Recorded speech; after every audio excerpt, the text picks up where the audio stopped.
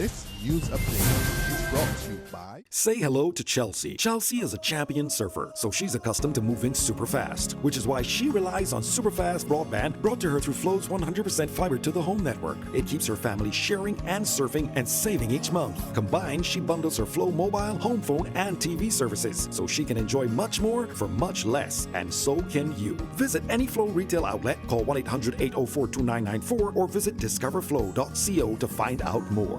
One-of-a-kind connection. This is how we flow. It's Tuesday, July 12th, and this is your Barbados Day Afternoon Update. I'm Kamar Jordan. Thanks for joining us.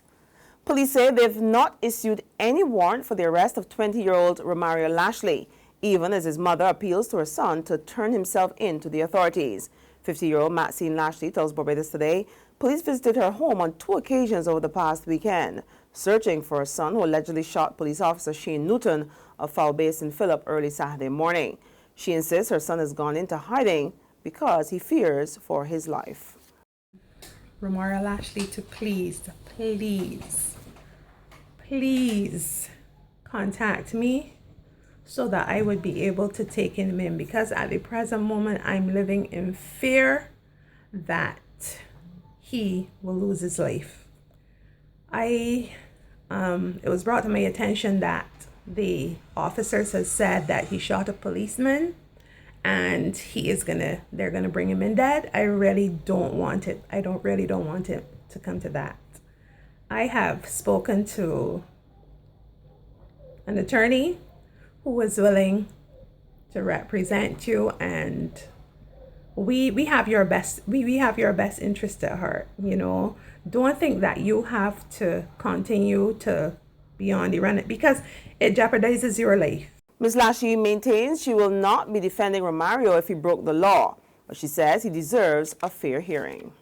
If he has broken the law, because I've not spoken to him, I've not seen him, I've not heard his side. If he has broken the law, when you break the law, yes, you would be punished. But I just want him to be treated fairly, because I'm not the type of person who would encourage someone, even if it's my child, to have broken the law and to be harboring, a fugitive, or not a fugitive, but somebody that the police is looking for.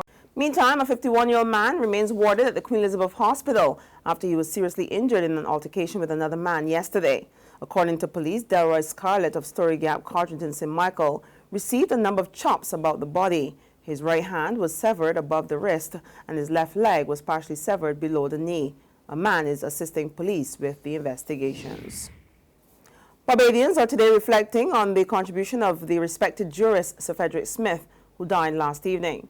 Opposition leader Mia Motley describes Sir Frederick as a quintessential Barbadian whose name will feature prominently in the country's history.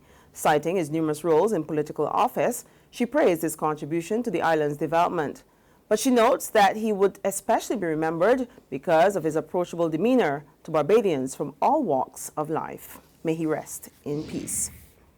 Former Democrat Labour Party parliamentarian Warren Franklin also says Sir Frederick's passing is a big loss for the country and the ruling party. He tells Barbados Today Sir Frederick was a pillar of the DLP and the country as a whole. He was forthright with his views, immensely loyal to the party, and someone that all of us who knew him were able to gain from his scholarship and his commitment to Barbados during all the years and all of the services and all the positions he has served. He has been one of the great Barbadian citizens, and we all owe him a debt of gratitude. In other news, the Fair Trading Commission has launched initial investigations into the proposed sale of the island's sole oil company, the Barbados National Terminal Company, to a private enterprise. Back in April, Finance Minister Chris Sinclair announced that the sale was almost complete and that the government was waiting on the final check to finalize the deal. Sinclair has, however, remained tight-lipped about the buyer and the details of the transaction. The matter has, however, caught the attention of the FTC. The Commission's Chief Executive Officer Sandra Seeley tells Barbados Today she's yet to receive any official documents regarding the sale of the oil company.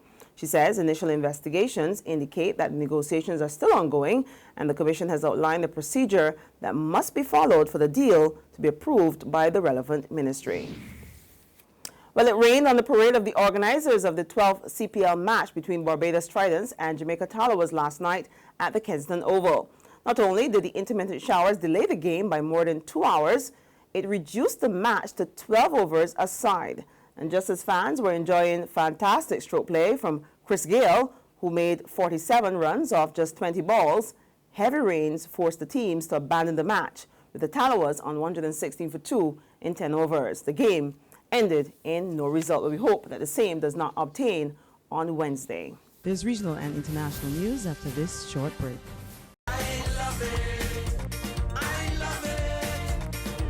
Hey, I'm Red Plastic Bag, mentor of the Barbados Today Crop Over Champion Competition. What I like about this competition is the fact that it gives you, the public, a voice in 3 major competitions for crop over: Pickety Crop, Junior Monarch, and Soca Royale. Go to Barbados Today's Facebook page, click on the tab for the competition you want to vote for, then hit vote on your favorite video. It's as simple as that. I love it. I love it. I love it. Special thanks to our sponsors, Flow, Capital Media HD, CGI, the Barbados Public Workers Cooperative Credit Union Limited, and the NCF.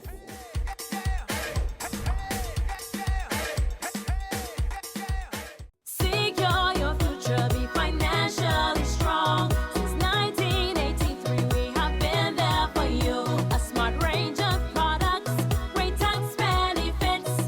We're the solution to your hopes and your dreams. The Barbados Workers Union Cooperative Credit Union. The Barbados Workers Union Cooperative Credit Union. Humble beginnings to smart loans, smart savings.